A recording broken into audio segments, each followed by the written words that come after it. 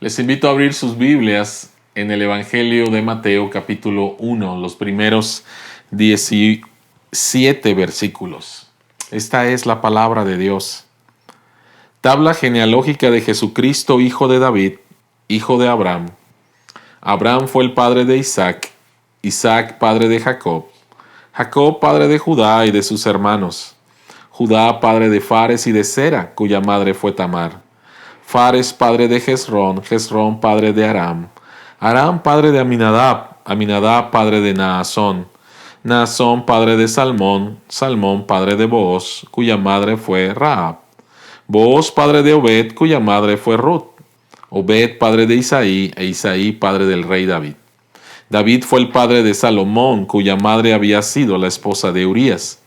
Salomón padre de Roboam, Roboam padre de Abías, Abías padre de Asa, Asa padre de Josafat, Josafat padre de Jorán, Jorán padre de Usías, Usías padre de Jotán, Jotán padre de Acaz, Acaz padre de Ezequías, Ezequías padre de Manasés, Manasés padre de Amón, Amón padre de Josías, y Josías padre de Jeconías, y de sus hermanos en tiempos de la deportación a Babilonia.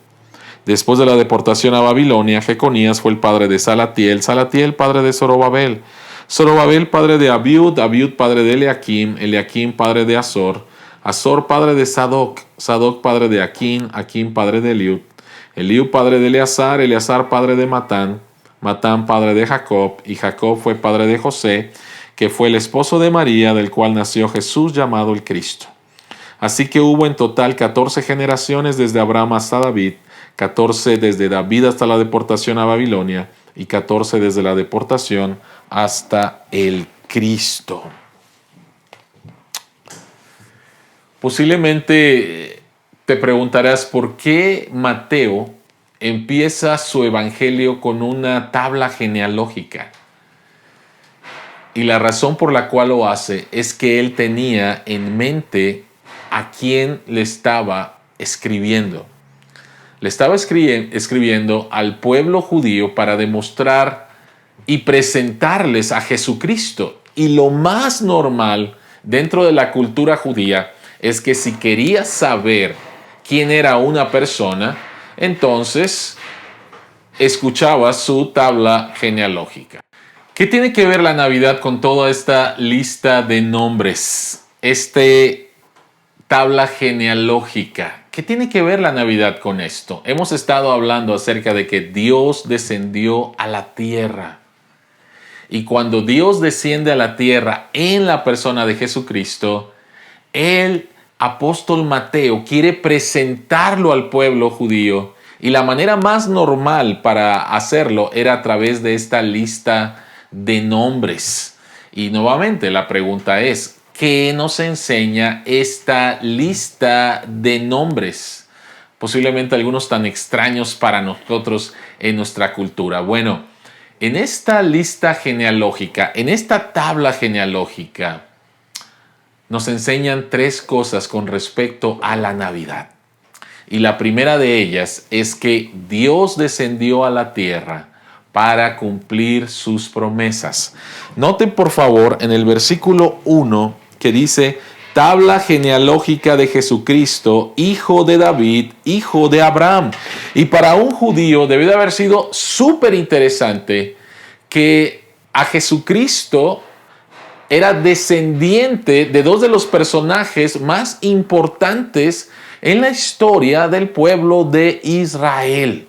De David, el más grande rey, y de Abraham, el padre de la nación de Israel. ¿Por qué estamos diciendo de que Dios descendió a la tierra para cumplir sus promesas? Porque Dios le había prometido a David un rey y porque Dios le había prometido a Abraham que de parte de él iba a venir alguien por medio del cual todas las naciones iban a ser benditas. Debemos de recordar que uno de los títulos por los cuales se llamaba a Jesús era Hijo de David. Y no tan solo significaba que Jesucristo era descendiente del rey David, sino que Jesucristo era el cumplimiento de la promesa que Dios le dio a David en 1 de Samuel capítulo 16. Dios le dice a David: yo voy a edificar una casa para ti. David quería edificar una casa para Dios. David quería construir el templo. Dios le dice: no, tú no vas a edificar una casa para mí. Yo voy a edificar una casa para ti, una descendencia por medio del cual va a venir un rey, el cual va a reinar por siempre. Y la promesa a Abraham, como dije hace un momento, la encontramos en Génesis capítulo 12, versículos del 1 al 3, donde Abraham, al obedecer a Dios, Dios le dice que de su descendencia van a ser benditas todas las naciones de la tierra. Y no tan solo encontramos esa promesa en Abraham, sino si nos vamos más lejos, lo encontramos en Génesis capítulo 3, versículo 15, donde Dios promete que de la descendencia de la mujer va a venir alguien que va a aplastar la cabeza de la serpiente, el mal, y va a arreglar todas las cosas. Ahora, algo que te debe de llamar aquí la atención es que el cumplimiento de la promesa de Dios, la que le hizo a David, se tardó aproximadamente 1000 años. Y el cumplimiento de la promesa que le dijo Abraham a Jesús, aproximadamente 2000 años. Entonces, algo que nos debe de llamar la atención: Dios desciende a la tierra para cumplir sus promesas y siempre va a cumplir sus promesas. Te puede parecer que Dios se tarda, pero los tiempos de Dios siempre son perfectos. Te puede parecer que se tarda, pero Él siempre va a cumplir sus promesas. Y puede parecerte que se tarda, y si te enfocas en eso, a lo mejor te puedes llegar a desesperar. Pero en donde te debes de enfocar es que Dios siempre, siempre va a cumplir con sus promesas. Ahora, posiblemente haya alguno de ustedes que diga: ok, yo sé que Dios va a cumplir sus promesas, pero la verdad es que me he alejado de Dios, he sido desobediente a Dios. ¿Cómo va a cumplir sus promesas conmigo? Mira, déjame leerte en el versículo 2, dice: Abraham fue el padre de Isaac, Isaac fue el padre de Jacob, Jacob padre de Judá y de sus hermanos. ¿Tú te acuerdas quién fue Jacob y de todo lo que hizo Jacob mal?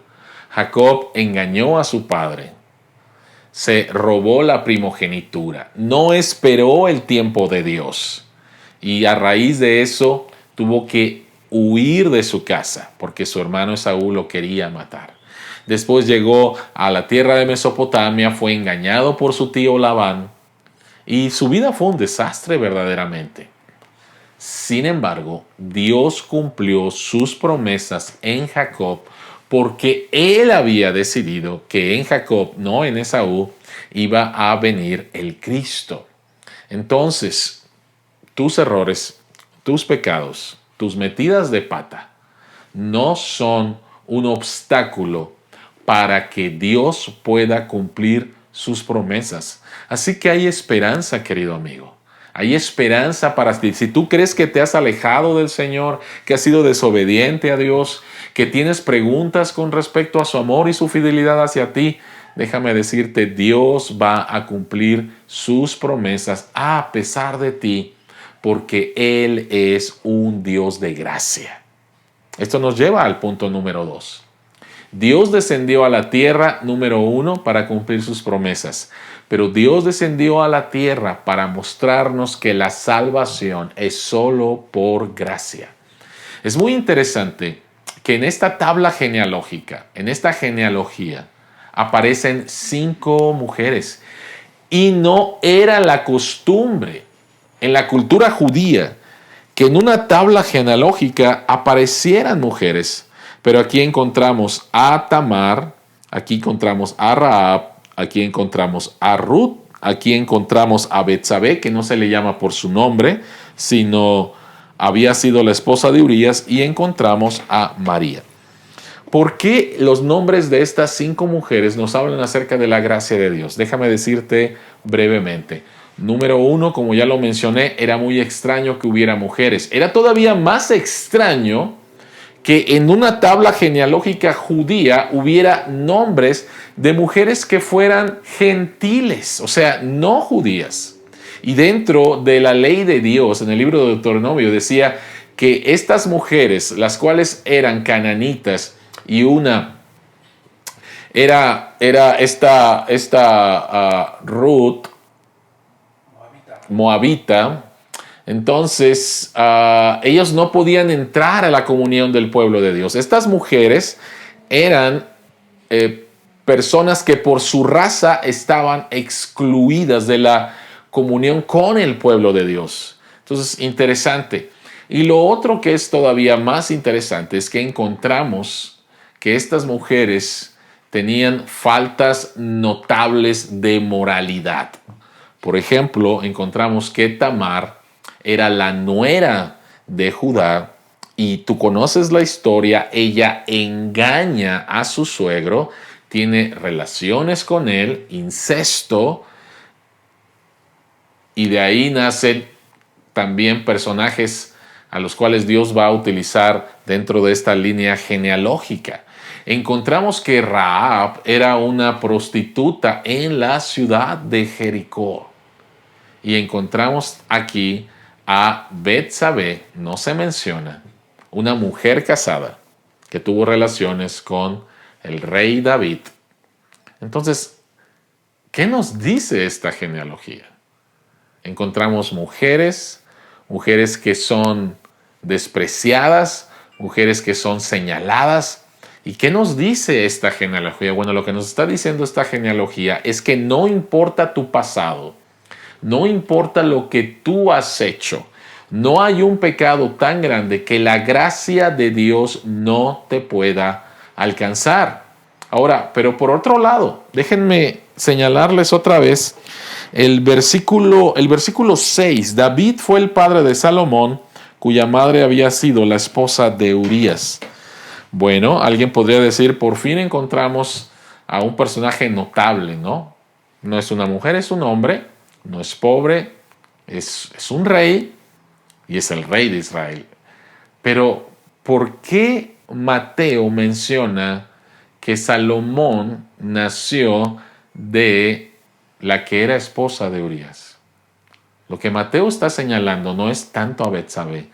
Mateo está señalando aquí al rey David. Él está diciendo, mira el personaje más importante, por decirlo de esta manera, en la genealogía y mira su completo fracaso. El rey David, el hombre conforme al corazón de Dios, pecó contra Dios, cometió adulterio y después, para tratar de ocultar su adulterio, el embarazo de Betsabé, mandó a matar a Urías. Déjame decirte algo. Urías aparece en el libro de Primera de Reyes como uno de los valientes de David. ¿Quiénes eran los valientes de David? Hombres que acompañaron a David durante el tiempo en que Saúl lo estuvo persiguiendo. Y estos hombres juraron fidelidad al rey, estaban dispuestos a dar su vida por el rey, eran amigos del rey. Y David mandó a matar a Urías, uno de los valientes de David. En otras palabras, los pecados de David sobresalen aún más que los pecados de estas mujeres. Y sin embargo, nuevamente, encontramos aquí el mensaje de la gracia de Dios. Por un lado, no hay pecado tan grande que no pueda ser alcanzado por la gracia de Dios, y nunca vas a estar en un lugar tan alto que no necesites la gracia de Dios. La salvación es por gracia. Dios desciende a la tierra porque nosotros no podíamos salvarnos a nosotros mismos. Y la salvación que Dios nos da como un regalo en Jesucristo es solamente por gracia. Tú no lo mereces, yo no lo merezco, no lo puedo ganar. Es un regalo de parte de Dios. Entonces, Dios desciende, número uno, a la tierra para decirnos que Él va a cumplir con todas sus promesas. Dios desciende a la tierra para hablarnos nuevamente acerca de su gracia. La salvación es por gracia. Pero número tres, Dios desciende a la tierra para darnos el descanso que estamos anhelando. En el versículo 17 Mateo termina diciendo, así que hubo en total 14 generaciones desde Abraham a David, 14 desde David a la deportación de Babilonia y 14 desde la deportación hasta el Cristo. Para nosotros es muy raro, 14, 14, 14, pero para un judío que leyera esto no era de ninguna manera raro. Lo que encontramos son 6 grupos de 7.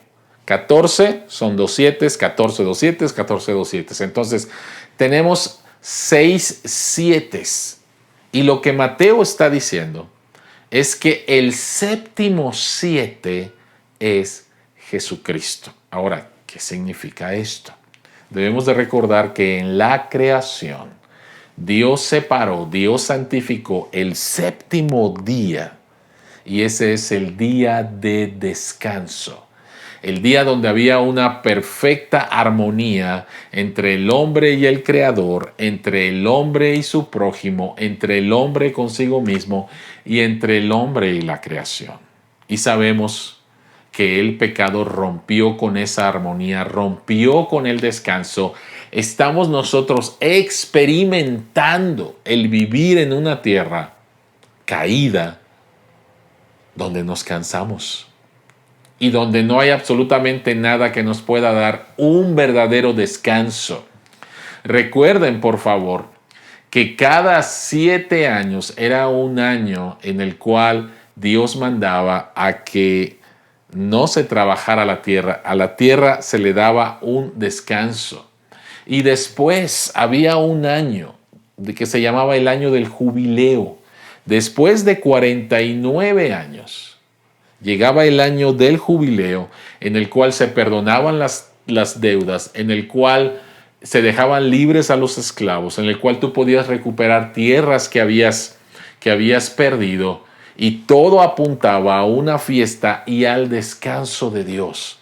Lo que el apóstol Mateo está diciendo es que Jesucristo es, y solamente Él nos puede dar el verdadero descanso que nuestras almas necesitan. Jesucristo es el verdadero descanso de Dios. Por eso Él dice, vengan a mí todos los que están trabajados y cargados, y yo os haré descansar. Querida iglesia, en esta noche buena, recordemos, alabemos a Dios, cantemos, que la Navidad significa que Dios descendió a la tierra, Dios se hizo hombre, Dios se encarnó en la persona de Jesucristo para cumplir con sus promesas. Él es fiel, para mostrarnos las sobreabundantes riquezas de su gracia y para recordarnos que el verdadero descanso no se encuentra aquí en ninguna cosa en la creación, solamente se encuentra en la persona de Jesucristo. Querida iglesia, feliz Nochebuena y feliz Navidad.